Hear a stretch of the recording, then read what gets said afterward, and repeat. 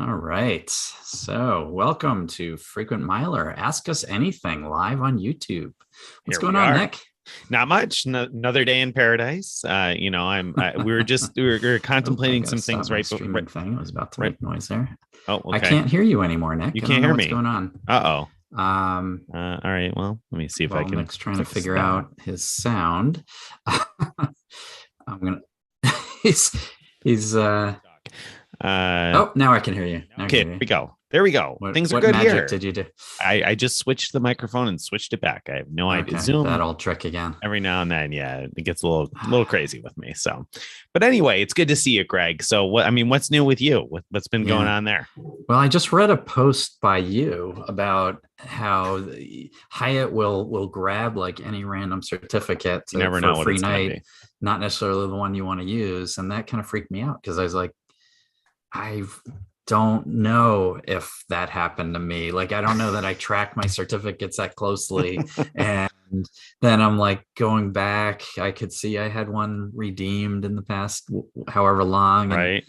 but how do you find which particular reservation it was used for to see if it Who knows? was used correctly? I don't know. Yeah, that's and so somebody commented actually with the solution that I had in mind before I contacted the Hyatt concierge on Twitter, and that is just if you have a category 1 to 7, to be careful. You could just make a reservation that uses that certificate that's like a year out, as far out as Right. possible, to make sure that that one doesn't accidentally get pulled for a category 4 night at some point, which is apparently what the system might do. And you don't want to end Mhm. up being in the situation where it got used and then you want to use it and you're like, oh no, I can't use it because it's already been used on this day that I didn't want. It stinks. It's too bad that Hyatt's tech isn't a little bit better. Right. That's definitely true. Yeah. Yeah. All right. All We've got right. a question from We Scott do. Humphrey. What are y'all's thoughts on the subpar offers from Chase recently, particularly the borderline scammy personal Hyatt 45 45K points for 15K spend, the length of time that offer has been around? Yeah, that's a Yeah, crummy offer, isn't it? The Hyatt offer. I it mean, is. what? Yeah, it's the worst offer we've seen on the Hyatt card ever, and it's lasted for far longer than I'd like. Yeah, I don't know So why the Hyatt card doesn't seem to want to compete with the escalating, welcome bonus wars, basically. They seem to have gone another direction. yeah, and the question there was about chase cards in general, and I feel like in general, I mean, we've seen 100K offers on the Avios cards for a long time now, and we saw the 100K on the Sapphire Preferred. Sapphire Reserve hasn't had an increased offer in a while, but it hasn't seemed like Chase has really been interested in attracting more people to that particular card. But then the Right. Quest card came out, and the Quest card had a big offer, and Yeah. business cards had a big offer. They, So a they had lot some of big Marriott offers earlier in the year or last that, year, maybe. yeah, that's right. Um, And the and Ink yeah. Cash and Ink Unlimited. I mean, man, Mhm. 75,000 points on a card with no annual fee. Those offers Right. have been bananas for a year already. So I don't feel like Chase has been not offering good. They've been offering some terrific offers. The Hyatt card just absolutely stinks, and I don't know why. I It's got to be agree. on I Hyatt, agree. right? It's got to be on Hyatt's end. Yeah, I mean, Yes. my understanding is they have like teams that like Hyatt people and Chase people that kind of manage those co-branded cards together. And yeah, for whatever reason, that team is like not as aggressive about getting new signups the way most of the other cards are. Don't It know does why. bother me the way they market that as a 60,000 point offer, though. It's Yeah, so I hate that. misleading. Ugh. Yeah, it's just like that Virgin Atlantic offer that keeps coming Yeah. up where they market it as a 90,000 point offer, which Right. is just wrong. Right. Right. It's wrong. All right. So we agree with your frustration, is the short version of the story. Question 2 comes in from Brian R. Brian says, is finding first class saver awards on United from Washington Dulles to Hawaii using Turkish Miles a unicorn? I've been checking for months, but I've never seen anything available or other than economy class available. What do you think, Greg? I mean, it's very, very unusual to find it. There's no doubt. Um, Yeah, what can I say? Seat Seat Spy. Spy is a good way Yeah. of trying to find it, and Right. it'll let you set alerts to look for it.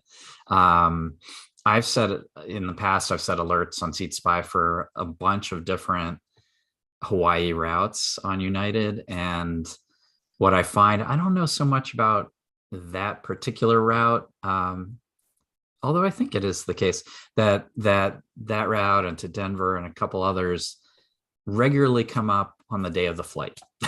So Yeah. if you're willing to wait till the day you fly, you have a pretty good chance of getting on there. But Right. good luck Which would mean booking transferring with to Turkish that quickly. Yeah. Right. You mean transferring to Turkish ahead of time, and then you have to magically call and get somebody who can do it because you won't have enough time to email, and you can't book online because there's no checkout button. There's no button. Yeah. So, but in general, United business class award space or first class, whatever they want to call it, to Hawaii is just really hard to find, period. I mean, they don't release very much saver space. It's not really a Turkish problem entirely anyway. It's like a United issue there. Yeah. So, I mean, United has been stingy with their business class award space in general, not just Hawaii, but in general for the last, I feel like 4 years or something. I actually remember once writing a post about how it seemed to have all disappeared, and it was just flights to like regular domestic flights places, wherever.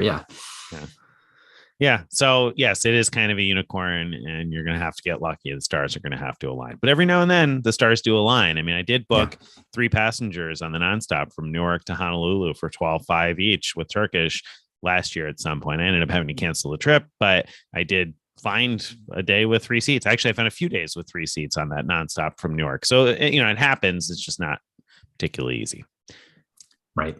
It is more common than Delta doing first class to Hawaii as an award, a saver award, but but that's still not. Seat Spy doesn't do Delta. Right. All right. John. Let's see. Yes, next. John. Hey, Greg and Nick, digging the new Ask Us Anything time. Good. Glad you like it. If you had to pick one transferable currency program between Chase, Citi, and Capital One, which do you feel is best? We left Amex out intentionally there, apparently. So, because otherwise I'd have to say that between Chase, Citi, and Capital One, I know what Greg's going to say, and he probably knows what I'm going to say, but I'll let you go. What would you say, Greg? I would say Chase, and that's because I just love me my Hyatt points, and I transfer to Hyatt so often that I don't know what I would do without that option. And even on the airline side, even though they don't have as good of transfers, they support some of my favorite sweet spots, like with Virgin Atlantic and a few others. So they even have me kind of covered there. Yeah, well, and that makes sense because Greg's in a Delta hub too. So if you want to fly internationally, at least to Europe, and that's one of the places you like to go, then having the Virgin Atlantic miles certainly does make sense. I would take Capital One over the other two, hands down. I love Hyatt, don't get me wrong, and I'm not going to give it up anytime soon. But in the theoretical debate, it's much more important to me that I have lots of good value airline partners than the hotel partner, because I can always find an affordable hotel. So I'll find a place to sleep, and it won't be as nice as the place that Greg sleeps, but it'll be a place anyway. What's more important to me, especially at this stage in my life where I'm traveling with 2 young kids, is the extra space of flying up front. Greg obviously does a lot of that too with his Chase points, but Capital One gives me just access to a slightly wider array of good sweet spots. So I would take Capital One, but I'm not going to give up Chase. So it's just a fun theoretical example. Nobody's taking Citi though, right? Well, I would love to have all 3 because I'm really digging the Citi to choice doubling. That you can get 2 choice points for every Citi point. It makes choice awards so cheap, and it's fun digging into the choice program, trying to find the gems, and because they're not easy to find. I'm not, it's no Hyatt, but they are there. There are gems, and it's kind of like, it's fun. It's kind of like what travel hacking is all about. It's like a puzzle to solve and find those hidden gems. And the cool thing is, like, a 1 cent per choice point redemption, before this happened, would be like, well, that's good. I'd be happy to spend my choice points for 1 cent each, but it wouldn't be exciting. But now it means you're getting 2 cents per Citi point, and it's suddenly like, wow, that's actually good value. And then when you find, which I have found, 2 cents or more value with choice points, then of course with Citi points, that's really great value. So I'm liking that. There you go. All right. So Greg's going to keep them all. He's cheating. All right. So, Except I'm not keeping my Capital One points. Oh, that's they don't give me that option. Goodness knows. Goodness knows. I don't let Greg keep any Capital One points. Not if Capital One has anything to say about it. My wife might try applying for the Venture X. I'm thinking maybe beginning of January. And then transfer if she gets them out approved, as soon as she gets them. Right. Yeah. Well, that's the question. If she gets approved, do I avoid having her add me as an authorized user? Because then they might be like, oh, no, Greg, you're connected to him. Got to shut down the whole thing. Yeah. Or well, are they just going to figure it out? Yeah, well, they may figure it out. You don't actually have to add the social security number for the authorized user on the Capital One card. So, I mean, you could just have a slightly different name perhaps, but maybe they wouldn't figure that out. But who knows? What am I saying here? What am I talking about? Let's move on to question number 4. So if someone cancels the Hilton Aspire card in January, will they lose the diamond benefit for the rest of the year? So do you lose it right away? No, you don't. You keep the diamond access. I haven't closed one in a January, but you do keep diamond access or diamond status rather after the card is closed. So I would expect if you close it in January, you're going to have it for the rest of the calendar year. I would expect that anyway. Yeah, I would expect you have it at least until the end of Hilton's elite year. I can't remember if Hilton ends end of February. I can't remember either. But I would expect you have it at least until then. And I also get the impression that Hilton, at least in the past, hasn't been like that great about like turning it off when they're supposed to. So who knows when it'll drop down. Right. I would expect you'll have it for a while anyway. All right. Next question up, I guess. Yeah. So Mr. Sandman, hey Nick, how did your experience using Chase's phone insurance claim go?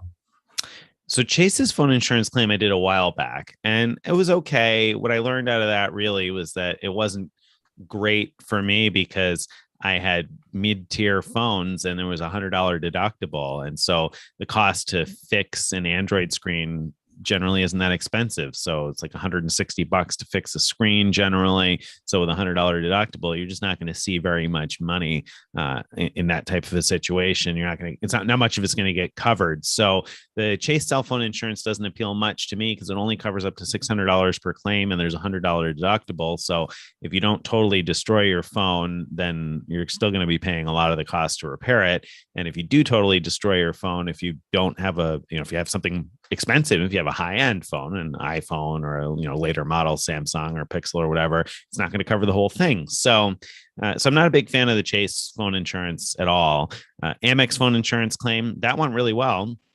I was pleasantly surprised because I do some shenanigans with paying the bill. And I've kind of explained this before where I pay the bill, like let's say the 20th of the month, and then the next bill doesn't cut until the 3rd or 4th of the next month. And so what I do is I pay the bill in full and then I use the cards that have wireless credits. So after the 20th, I use the cards that have wireless credits and pay extra on my bill. So I suddenly have a credit balance on my bill of 10, 25, whatever dollars it is with each of the wireless credits. So when the next bill cuts the 3rd of the next month, there was a credit forward balance of, let's say, $25 that comes off of the bill. So now the number at the top of my bill says $25 less than my bill really is because there was a credit from the previous month. And so I've been doing that in the hopes that then paying the amount that's at the top of the bill now, that's $25 less than what the bill really is because of the credit forward balance, right? So if I'm paying the full amount with my card that's up at the top line, that hopefully that would cover me for insurance because technically I think you're supposed to probably pay the full bill with the Amex card in order to get the insurance. And so anyway, I made a claim like that. It was exactly that way where I had the credit forward balance, but I did pay the full amount on the bill and sure enough, they paid it out. So that was good. And Amex only has a $50 deductible. So much better value there. Much more of the cost of getting the phone repaired was covered. So I would be happier with that. I'd be happier yet with a $25 deductible, like some of the Wells Fargo cards, the old Wells Fargo's cards had, and we've seen some other cards that have had a $25 deductible here and there. But Amex is certainly not bad. Yeah, it sounds like it. Yeah, and I've been doing mine. I haven't gotten to use haven't gotten to coverage. So darn. I have gotten to a number of times. Yes, yeah. But I've been approaching it a slightly different way, which is that, I pay for a number of people's cell phones on one bill. And so what I do is, like, on the bill, it says, like, for Greg, it's this much is the total, right? So I make sure that I pay that much with one of my cards that has a credit. Interesting. And which also has coverage. And then, I go to the next card that has like credit and pay another person's amount that way, and so on. And so I've been trying to make sure that there is a charge that matches that top line by the person rather than.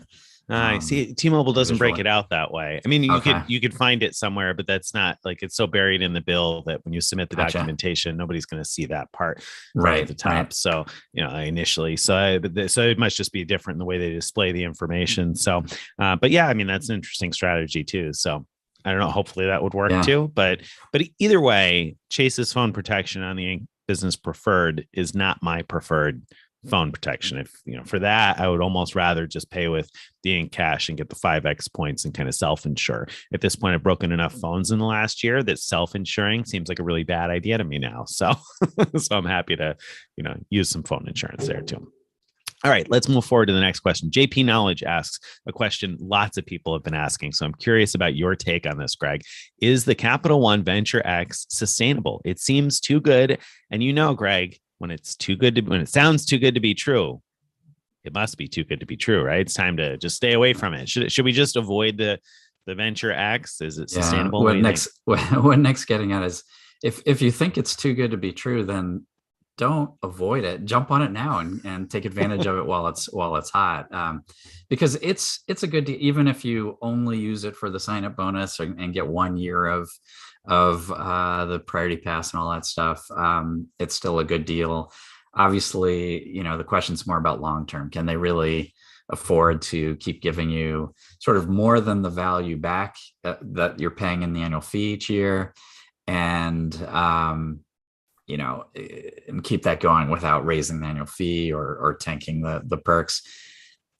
Of course, at some point they'll make changes to it, and but I think if you play this game like worrying that that's going to happen, you're going to miss out on everything. So I would just make decisions based on the way it is right now, which is that it looks really good and solid, and they have other ways of making money, so they're counting on a lot of people running a balance, so they pay interest, and that's a way that they offset a lot of these things. And worst case, if they really are having a bad time, they could just shut everybody down and give them half a cent for their miles. They know that's an option. That's clearly on the table. It's not. They beta tested it on me. Exactly. It's been established, right? It's not.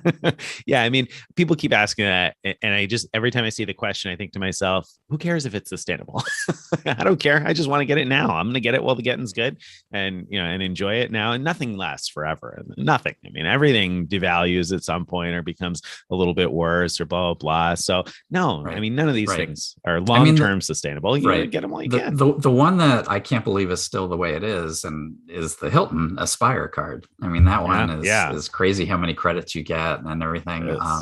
And it's way more out of whack to me than the Venture X is, as far as that goes. And so I still do expect them to change that probably soon, but it's gone a lot longer than I expected. So who knows? Yeah. And I mean, think about how much money Citi must have poured into the Prestige card with that fourth night free benefit in the beginning, when the actual fourth night was free, and people were like, booking New Year's Eve as the fourth night and Right. some crazy suite that was a lot of money. And, I mean, they must have dumped so much money on that Prestige card for a couple of years before they stopped. So Right. Capital One, yes, it's a good deal. It's probably the best deal in terms of an ultra premium card, I would say right now, other than the Aspire. The Aspire is probably the best, but for a more broadly useful card, I'd say it's the best deal, but it's not like absolutely incredible, amazing. No, it's not out of whack from other things. And it doesn't even approach. Do you remember I wrote a post about like, here's what they would have to do if they come out with a ultra premium? And I do. It doesn't even come close like to what I was there, yeah. looking for there. Yeah. No, not quite. Okay. All right. So the next question up. Yifty? Yep. Yeah, whoever that is. Can you match Wyndham Diamond to Caesar's Diamond in 121 January? Mm-hmm. Anyway, January if you already have or Caesar's Diamond from 2020 and get Caesar's celebration dinner on February 1st of 21. So your dates must be off there. I'm assuming 50, which is fine. The idea is, can you match back and get celebration dinner again? Yeah, you can, and that's been the case for the last several years. So I'm struggling a little bit with this because there's a little issue where like status has gotten extended, and if you already have Caesar's Diamond, matching to it kind of becomes a problem. And I don't remember the timeline exactly because I think Caesar's, if I remember correctly, now runs out on the 31st of December. And I believe that Wyndham lasts until the 31st of January. So I think that starting in January, your Caesar's status will be back down to Caesar's nothing. And then at that point in January, yes, you should be able to match from Wyndham Diamond back to Caesar's Diamond. And then, yes, you absolutely will get a new celebration dinner. In fact, you should get a celebration dinner in January and then a new one in February. If you're able to go twice to Las Vegas, you should get one for this year, so to speak, if you haven't gotten one yet, and then also one for next year. So yeah, that should work, what you're saying. All right. Champ says, hey guys, love the new time. Are you guys still utilizing buying groups for MS these days? Have you ever done buying groups, Craig? No, I don't think I have. So the answer is no, I'm not still doing it because didn't do it before. And I haven't done very many buying groups. I did a lot of my own buying and selling for years, and I don't do much of it anymore because there's only so many hours in the day for everything, especially now that I get kids and lots of other stuff on the table. So I don't do very much buying and selling anymore. Sometimes a little bit. And then I do the coin deals often. And I've done the coin deals with PFS and DCB. I haven't done many of the other sellers or buyers out there that offer, the various mint coin deals. But I've been enjoying that. I've been happy to do those. I don't know why I like the mint coin deals, but I do. So I usually write about them. I don't do many of the other buying club stuff. I mean, it's one of those things that there's some risk involved in it. If I'm going to buy something that I'm pretty confident can resell for a lot more than I'm going to pay for it, I'm probably just going to sell it myself. The coins I don't know very much about. So that's something that's like really easy to just lock that in ahead of time before it even comes out. Because I don't know what the market's going to be 6 or 8 months from now. So if I can lock that up at a profitable rate, great. If it's like a Nintendo Switch where I know I can sell that myself on eBay, then I'm not that interested in doing the buying group and giving it to somebody else. I'll just take all the profit and do it on my own if I'm going to do that. And I'm probably not going to do that. So no, not really. There you go. All right. Based next. Che, go ahead. I was actually going to go off the script there. Go off the script. Twitter because Grant Thomas tweeted. Okay, good. Reply to our announcement about this Ask Us Anything. He says, and it's to you. Hey, Nick, I noticed that you still have the old Chase Marriott Rewards Premier credit card that comes with the 25K cert. Do you think you would ever want to upgrade to the Chase Marriott Bonvoy Boundless credit card for a 35K cert or another Ritz Carlton credit card for another 50K cert? Oh, that's a really good question. You observant guy there, Grant. You must have caught that in a screenshot somewhere. Yes, I do still have the old one that comes with the 25K cert, and I kept that because that card should still have the benefit of spending $3,000 to get an elite night, which is generally a pretty bad deal and something that I would say not to do. But I've kept it thinking that, if I get down to the end of the year and I need another night or two, then I have a backup plan for it. And I don't have trouble getting good value out of the 25K free night cert. You can always get a night that's worth more than $100 for $85. So I've kept it as kind of an insurance plan for elite nights if I need it. Have I thought about upgrading it to the Boundless or the Ritz card? Yeah, I have. I should have done it probably when they offered all those upgrade bonuses after the merger. I kind of kicked myself a little bit for not taking one of those because they did a bunch of points and a bunch of elite nights. And I was like holding out. Now they haven't offered anything to upgrade it in a long time. So I had somewhat hoped there'd be another Boundless upgrade offer, and it's pretty clear now that there's not going to be. So the Ritz card would be tempting. It's just, man, I've got so many $400 or $500 or $600 cards right now that I feel like I don't really need another $400 card. So if anything, it'd be to the $95 Marriott card with a 35K cert probably. Yeah, I would have the same thing if I was in that situation. I wouldn't go to the Ritz because, the thing, one of the things I love about the Ritz is the priority pass, free authorized users and everything. And since I already have a Ritz card and you already have a Ritz card, all that stuff on the second one would be useless.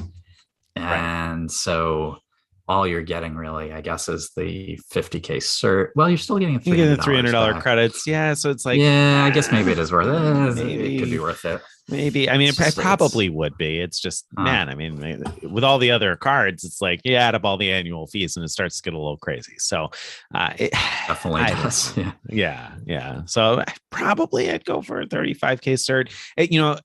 I think I'll say this. If my wife gets platinum status, which she's pretty close because of the way that things worked out from last year. So if I get her to platinum status this year, she's got a few cards with 35K certs. So I'd probably take another 35K cert because we can put them together for a long stay at 35K places. So I think that's probably the route I would still take for that. But I could see, if you tell me I'm wrong and I should get a Ritz card, I wouldn't really argue too hard against that.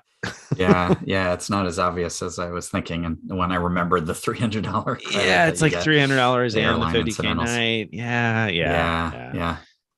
Expires, but then they've been really good in the past about extending them. So, you had to bring that up now, didn't you, Grant? I'm betting if Grant was observant enough to notice that I had one of those still, he probably also noticed that one of my Ritz certs expires in January. So if I were going to upgrade it to the Ritz, the ideal time would be around now so that I get those two certs at about the same time each year.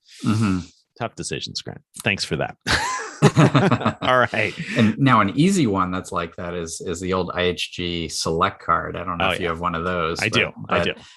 IHG's constantly peppering me with those upgrade 5,000 points, right? And they're not even good upgrade offers. You would think if they want me to upgrade that badly, they would offer something big. I would still not take it. Right.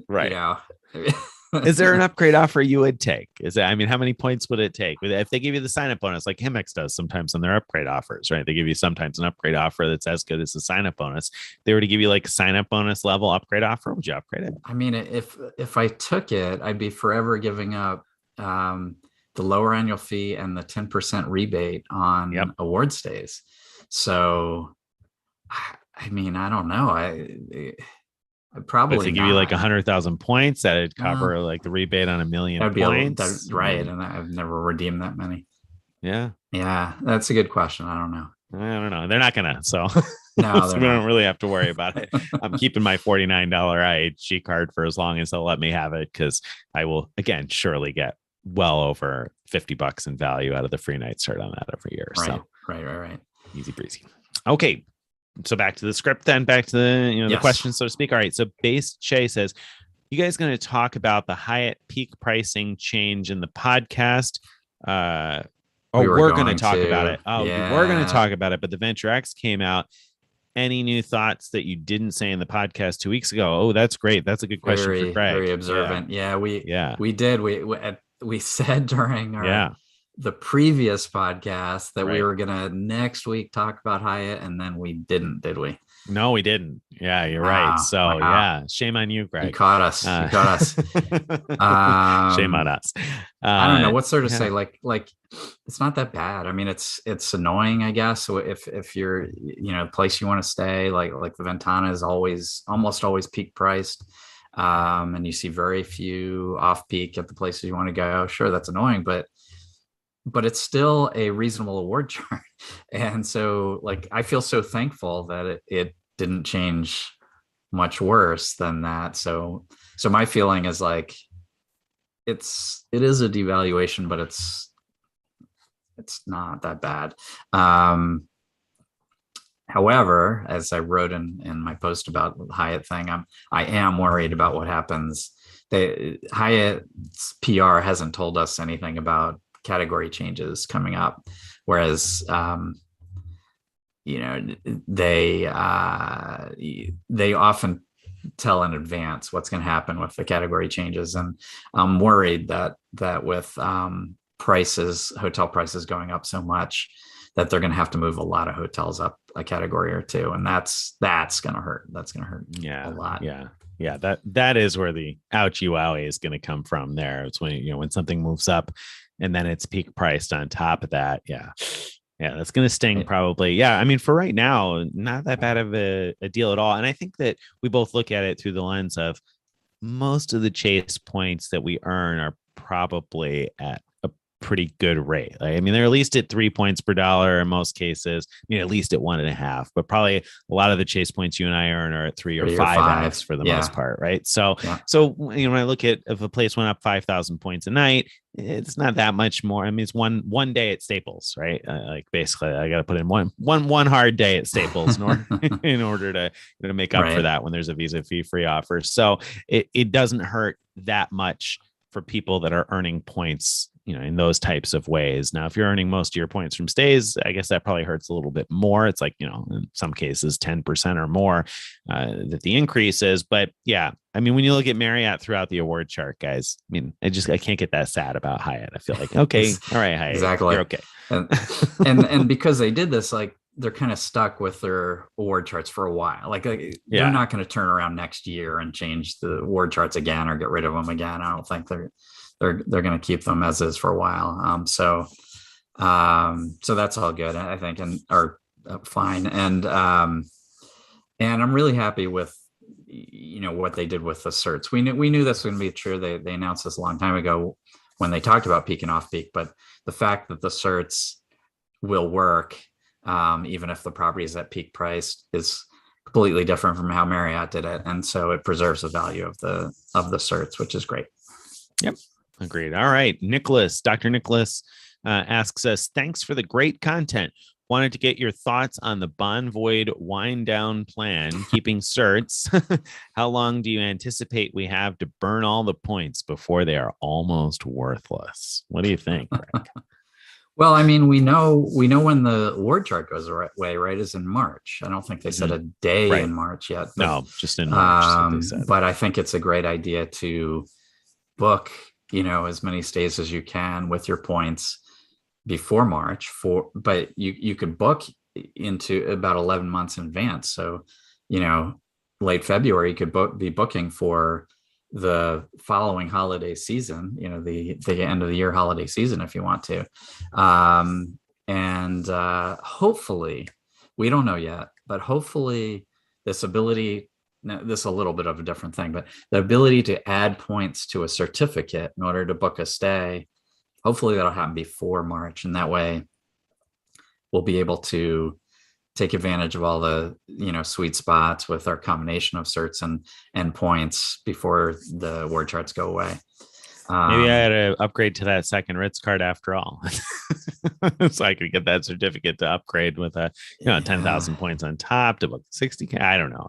But yeah, I mean, I think the moral of the story here is that it's not time to abandon ship just yet. I think that points are likely to continue to be an all right value probably for the rest of next year. So, and you'll be, like Greg said, you'll be able to book all the way out into late 2023. So I mean, I'm not going to burn all my points just yet. They're convenient to have. My certificates, I look forward to hopefully, like you said, topping those off and making reservations with them by March. So, and we don't know. The points will probably be worth a lot less, but there's always a chance. Hilton, they went all dynamic on us, but still keep sort of these categories under the covers. Will Marriott do that? We don't know. IHG, they have this weird sort of hybrid thing where most properties are dynamic, but there's certain ones that are still fixed. And I don't know why that is, but there's still good value to be had on those fixed ones. And then even on the dynamic ones, there was a period of time where they completely tanked the value of points, but then there was a huge outrage and they seemed to reverse it after just a few days, where it still is dynamic. But when we looked at the value of points after they sort of adjusted back, it was actually slightly better than it had been before the big devaluation. So we just don't know. We're I guess bracing for the worst, but hoping for less bad than that. Yeah, less bad. That's what we're hoping for. Yes. Maybe they'll surprise us. Who knows? Jay Rome asks a question though that makes me nervous here. So Jay Rome says, is Barclays just pulling out of the US? They pulled several cards and don't seem to care about retaining customers lately. What do you think, Greg? I sure hope not. I don't want the Wyndham card going away. Yeah, I'd be surprised about that, but they certainly have sort of trouble with operational troubles delivering on what they say they're going to do. There have been all kinds of weird things happening with people who get the Wyndham card and get just random weird stuff going on, but no, I haven't heard anything about them. I haven't either. I'd be surprised because they just sent out another round of spending offers, and the spending offers, the terms say that it'll take like 8 to 12 weeks after the promotion is done for the points to post. So when I did the math on that, it was like April or May that the points might post from that. So I mean, I can't imagine they're going to pull out of the U.S. market anytime before April or May of next year when they have to post the points. And one would assume that if they were hanging a carrot out there to get people to spend more on their cards and keep their cards, that they're not looking to stop issuing cards or stop servicing cards in the U.S. So, yeah, I don't think that's probably it. They definitely are, a weird one, kind of an outlier. It's strange what they did with that. What was it? What was the card that they had? The Arrival Premier. It lasted for 6 months or something, and they got rid of it. I mean, that seemed weird to me. But on the other hand, like I said, really generous spending offers on the personal cards last year, and then less generous but still decent spending offers on some of the business cards just recently. So I don't think there's any risk short term. I don't think it's likely. Plus, how would we manufacture our Spirit Gold status if we didn't have Barclays Spirit credit cards around? Well, you'd do it with the Bank of America Spirit card, but that's okay. Oh, that's right. Whoops. I mean, they sent us so much Bank of America branded Spirit stuff, Greg. Come on now. How could I get that wrong? Okay. That's crazy. Well, yeah, I can't imagine how that card hasn't been top of mind, Greg. Come on now. How would we forget? All right. So Matthew says, I have an ancient Capital One card that earns nothing. I want to apply for the X, but I've been denied in the past for Capital One. Do you think I should close the old card first? Thanks. What would you say?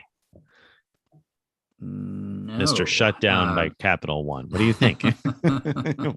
I would try again. I mean, people have been getting instantly approved for this when they didn't think they would get approved at all. So I think it's worth a shot. And if you don't get it, but you still want it, if you still want the card, even if you wouldn't get a sign-up bonus, there's a chance, at least. I'm not saying it's possible, but there's a chance that they'll let you upgrade from your nothing card to the Venture X. So I wouldn't want to give up that chance by by closing that card.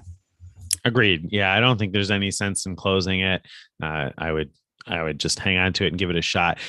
Data points have been all over the map in terms of approvals and denials, but there have certainly been a lot of people, like Greg said, that have said they've been denied over and over again that got approved. So yeah, I think it's worth taking a swing at it. And I don't think that your existing card is going to give you a problem in terms of getting approved. So I would definitely keep it and give it a shot. All right. We've got a question from Kaz. Okay. Are you aware of some Amex upgrade offers started to include lifetime language? I thought that Amex upgrade offers do not typically include lifetime language. Thus, upgrade offer is considered NLL, no lifetime language. The upgrade offers, I guess I'm not aware of that. Upgrade offers in general they haven't had the lifetime language, right? I mean, I just heard about it. I think just yesterday. I must have a friend brought it to my attention, and no, I wasn't aware of it. So that's concerning because I don't know what. So if you get an upgrade offer from Amex, and you've already had the card that they're saying, here's a bonus to upgrade to. Does that mean, like it does with a new welcome bonus, that you're not really qualified for the bonus? I don't know. The other question sort of related is those pop-ups that sort of protect you on the welcome bonus side. Do they even exist on the upgrade side? So if you weren't supposed to get the upgrade bonus, would there be a pop-up saying, no, sorry, no upgrade bonus for you? I don't have any idea. So that's interesting, concerning. Doesn't surprise me though, because Amex has been very adamant about trying to close all the gaming opportunities that we have, and certainly a lot of people have been playing this sort of upgrade downgrade game for years, with like Hilton cards and everyday preferred, and there's probably some others that I'm not thinking about. I haven't seen as big of bonuses on like Delta going up and down, but occasionally you get those. Gold to platinum used to, or business gold, business platinum. See some of those. So although I haven't seen one of those in a long time either. So but anyway, so we don't know is the short answer there, I guess. Concerned, not sure yet. Yolanda says, was going to product change to the Ritz this month, but now wondering if I should get the new Capital One card. I do stay at Marriott's a lot. And what do you think? Ritz or Capital One? So, okay, well, I think if you were planning to get the Ritz anyway, then you are probably one of the people where the Ritz card is the better choice for you, because the Ritz has some advantages over the Capital One card, like the total sort of value back is arguably more over the annual fee than with the Venture X, and the like priority pass allows unlimited users. On the other hand, you don't get into Capital One lounges, so if that's important to you, that's a problem. The other thing is, I wouldn't like the Ritz card for like everyday spend, like for spend in general on most things. It's not very rewarding. So that makes the two cards like completely different. But if your goal is just to have a card that gets you into priority pass lounges, and you like the Ritz already because of the 50K cert and whatnot, then I'd say go for the Ritz. Greg's advice is sound if you weren't looking at 100,000 point bonus and $200 credit for a vacation rental for signing up for the Venture X. I feel like if you're an either or, and it's a hard either or, you could buy yourself that Marriott night with 100,000 Capital One points. It's a really good point. I was just thinking of the cards. There's the cards, right? And so if you're looking at upgrading, about the welcome bonus, but you're right. Yeah, I mean, if there's no welcome bonus, if you're going to upgrade a Capital One card to the Venture X or upgrade a Marriott card to the Ritz, then I think Greg's advice is totally sound. But if you're going to apply for the Venture X outright, I mean, it's hard to ignore that welcome bonus. And I Sure. say this, and maybe Chase will take away the Ritz card tomorrow. So, don't make decisions only based on what I say here. But at this point, the Ritz card has hung around for a while. It'll probably still be here next year, probably. So I would probably get the Venture X now, take the sign up bonus. And then next year, if you decide you'd rather have the Ritz card, you could always upgrade to that down the road. Probably. Always, right. Probably. All right. Jacqueline says, for Amex Fine Hotels booking, if booked with my card, but wanted to count towards my hubby's hotel rewards, would it work? Maybe. You could try putting your husband's rewards number in the reservation. Now you played around with that, Nick. I did. Some weird stuff happened, right? It's some very weird stuff happens. So you're going to have to keep an eye on your Marriott account to see what goes down with that. Because we didn't end up staying at the place that I did this with. So I don't know how it would have worked out in the end, but that's exactly what I did. I used my wife's card and I put in it was another family member's. But anyway, I put in my Marriott number. And so the reservation immediately showed up in my Marriott account, but not with my name attached to the reservation. And there was a way to edit those fields. And I was trying and it wasn't letting me. And I tried again. It wasn't letting me. There was all sorts of weirdness in that. And then all of a sudden, before you knew it, I had like 2 reservations in there under the same, like different confirmation numbers, but for the same thing. And then like 3, and then one had my name and one had the original cardholder's name. And then like, before you knew it, I had 4 reservations in there, and I eventually canceled them all. And on check-in day, the hotel called me to ask if I was coming or not, because I had these 4 reservations. And I was like, oh no, I canceled them all. And they were like, well, we see that. We just weren't sure because something was strange in the system. So whatever happened in the system caused lots of weirdness. So if you're going to try that move, just be prepared to handle for weird stuff to happen. Be ready to handle your business. In Nick's case, he wasn't actually going to be with person whose card it was. Exactly. So it made it more awkward if his name wasn't on the reservation. In your case, if you're going to be with your husband and you're just wanting to get the elite benefits and elite credit on the right account, I think it'd probably be a lot easier. Work out.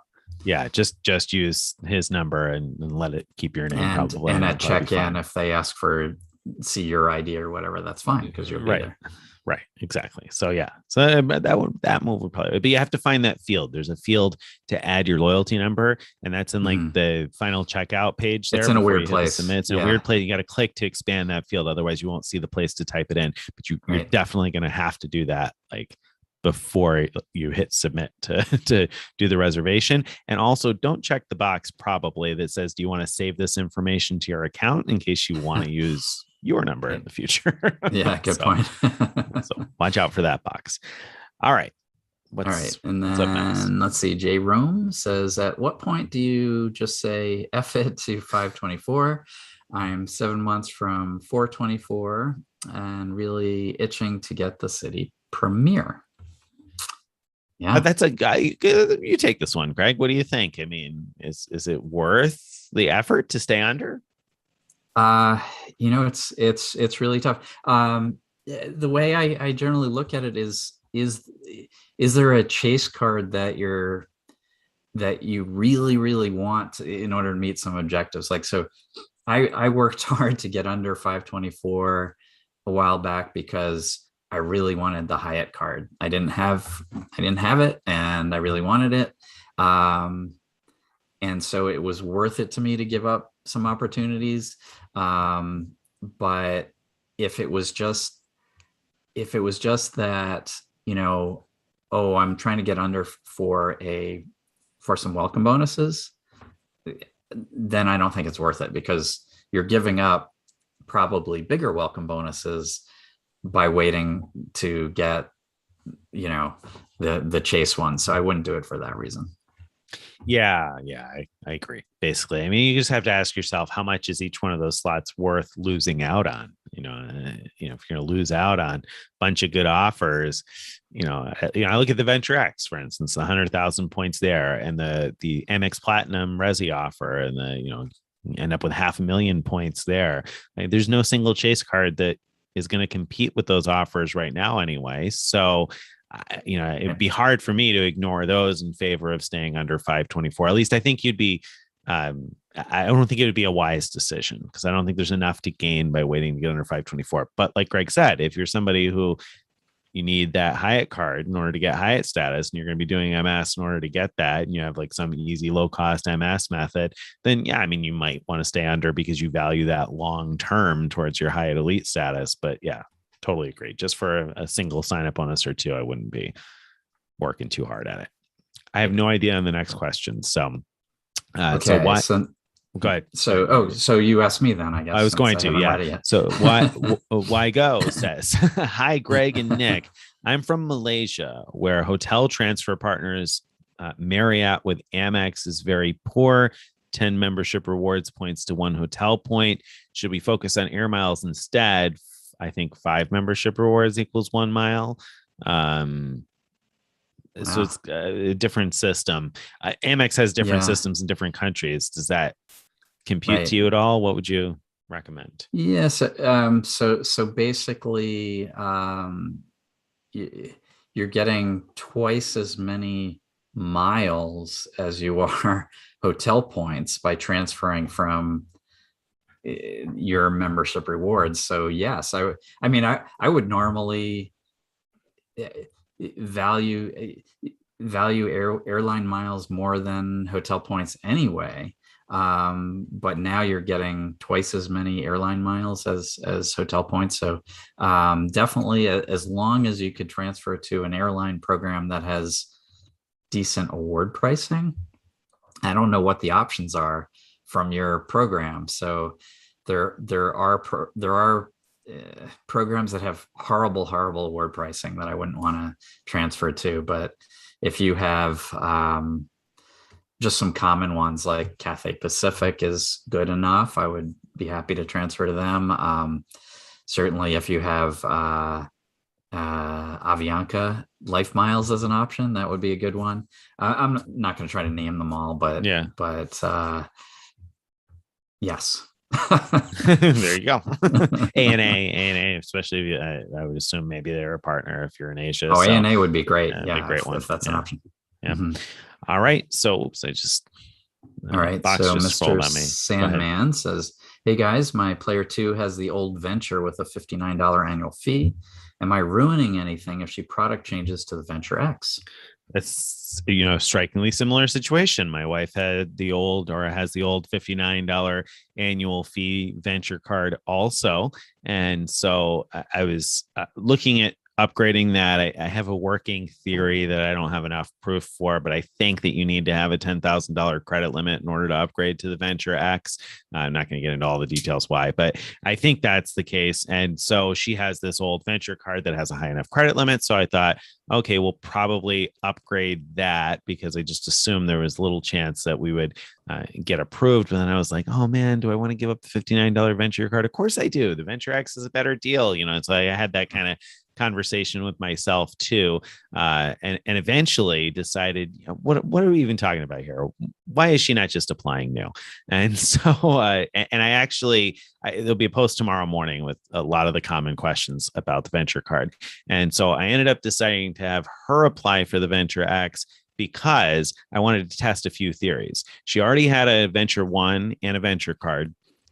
So she already had 2 cards and she already had a Venture card. I wanted to make sure she could still get the Venture X, and she had the Spark Business cards. She had 3 Capital One cards, which seemed like a lot to me. And I wanted to know whether or not she'd get another one, and she did. So that I think is a better path. I'd give it a swing and try. I was very surprised they gave her a better limit than she had on any of her other Capital One cards. So I think it's worth taking a swing at the bonus to begin with. Now, is she going to keep the $59 Venture card? No, I think probably we're going to product change that. I'm hoping to be able to product change it to a Saver 1 card and drop the $59 annual fee altogether, because I don't think that the $59 Venture card is going to be worth anything long term. What am I going to keep paying it in case Capital One downgrades the benefits on the Venture X at some point? That seems kind of silly. So I don't really want to continue to pay the $59 for it unless Capital One comes out of left field with some big improvements on the Venture card.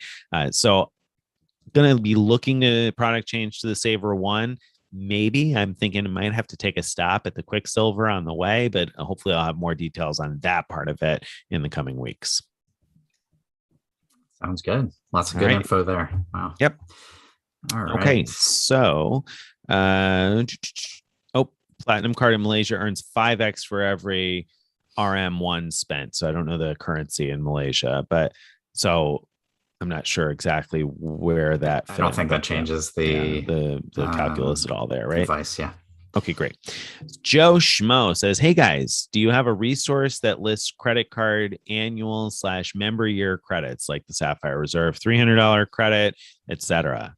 Do you have a resource that breaks that out? Which ones are I don't think we have a resource that's specifically for that, but the spreadsheet that I just republished, that's the premium card one that helps you decide which ones are keepers. That every tab has a different card listed, and in that tab you'll find all of those things. So if you go to the CSR tab, you'll see the $300 travel credit. So you could go to the cards you have and easily find them in that spreadsheet. But I can't think of another resource we have that lists them all. No, I don't think we do. I could see some value in that sort of it, but it would be pretty short post probably. Because I think the question there is knowing which ones are card member year and which ones are annual is what I'm guessing is the question there. Like, knowing that the Sapphire Reserve, which is a calendar year card member, and then like the Hilton credit on the, the Aspire card and the airline fee credit, blah, blah, blah. It might not be bad to have that kind of resource for people, especially as we get towards the end of the year. Yeah, for sure. So thank you for the suggestion. We'll have to put that together. That's why when I talked about maybe my wife will sign up for the Venture X, I think the travel credit on that is card member year. Yes, it is. And I hate that. I hate anything that's card member year. So I'd rather apply January 1st and just think of it as calendar year and not have to think about it. Yeah, that's smart. That makes some sense. Yeah.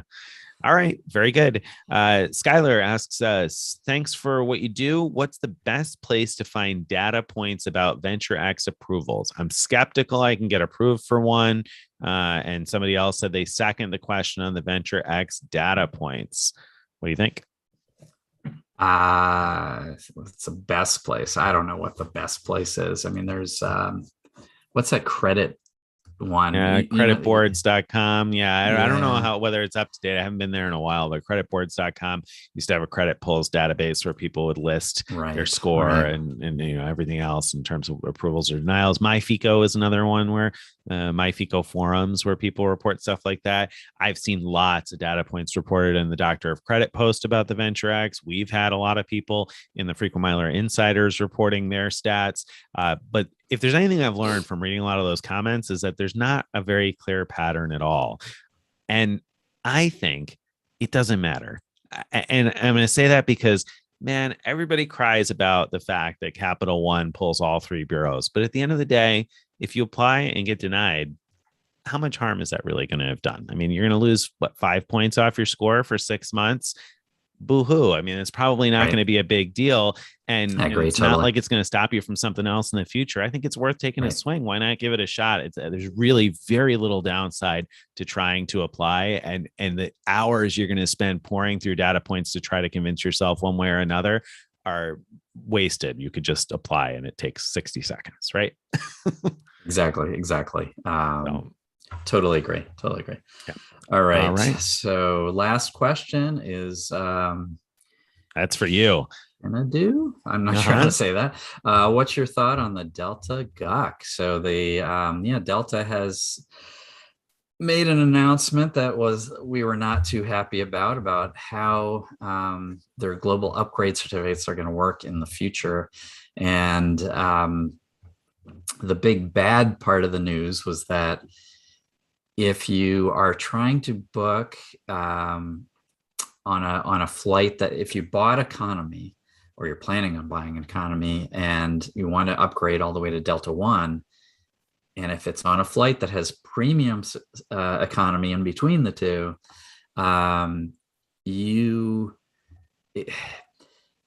it's not that you can't get upgraded to Delta One. What they do is they don't confirm it right away. What they do is they automatically move you to Premium Select, which is the good part, I guess. But then they put you on a sort of waiting list for the upgrade, but it doesn't even start to clear till 24 hours before the flight takes off. So you're basically kicking the can way down the road till the day before the flight, and probably even at the gate, I'm guessing, when they really clear, to find out if you're actually going to fly all the way up front instead of in the middle. Which is, so the middle is actually guaranteed. That's sort of an interesting part about it, is that they're taking out all of the there's not a question of upgrade space. If they're selling a seat and you use a global upgrade, you get put into Premium Select anyway, and you automatically get on the Delta One upgrade list for the airport. Downside is you can't do what Nick and I did, which is just book it and confirm the upgrade all the way to business class right in advance. You can still with KLM, because they don't, presumably because they don't yet have a premium economy product, but you can't do it anymore with Air France, can't do it anymore with Virgin Atlantic. It's a bummer. I mean, there are situations where the new system works better, but the downsides are pretty far outweigh the upsides in my mind. Yeah, bummer. Yeah, dude. yeah. Glad we did what we did when we Me too. Me too. Worked out well. All right. Well, thank you, everybody. I will see you next month, same time and same channel, meaning what is it, second Wednesday of the month, I think it is, that we have these plans. Wednesday of the month, 9 p.m. Eastern, 6 p.m. Pacific. So come on out and see us again the second Wednesday of December, whatever day that might be. Whenever that is. All right.